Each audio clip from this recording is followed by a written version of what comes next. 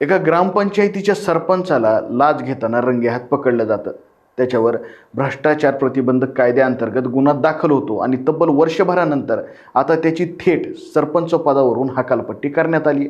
बीड जिल्ह्यातील माजलगाव तालुक्यातील हा निर्णय सध्या राजकीय वर्तुळात चर्चेचा विषय ठरला. माजलगाव तालुक्यातील किटी आडगाव ग्रामपंचायतीचे सरपंच रुक्मानंद सदानंद खेत्रे यांना महाराष्ट्र ग्रामपंचायत अधिनियम 1958 मधील कलम 39(1) अंतर्गत सरपंच पदावरून अपात्र घोषित करण्यात आले. इतकंच नाही तर ग्रामपंचायतीच्या उर्वरित कार्यकाळात त्यांना कोणतंही पद धारण करण्यास मनाई करण्यात आली. हे प्रकरण सुरू झालं ते जलजीवन मिशन अंतर्गत विहीर मंजुरीच्या कामापासून. तक्रारदाराकडून विहिरीच्या मंजुरीसाठी 20,000 रुपयाच्या लाचेची मागणी करण्यात आल्याचा आरोप करण्यात आला.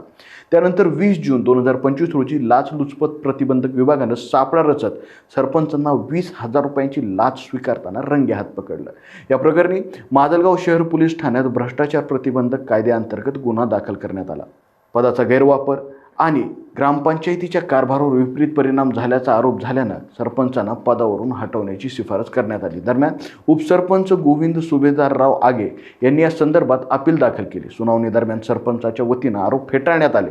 न्यायालयीन प्रक्रिया अद्याप सुरू असून अंतिम दोष सिद्ध झालेला नसल्याचा दावा देखील करण्यात आला. तसेच तक्रार राजकीय हेतून करण्यात आल्याचा युक्तिवादी मांडण्यात आला. मात्र विभागीय आयुक्तांनी उपलब्ध कागदपत्रे, चौकशीचा अहवाल, लाचलुचपत प्रतिबंधक विभागाची कारवाई आणि सार्वजनिक पदाच्या आचारसंहितेचा विचार करून हा युक्तिवाद फेटाळला.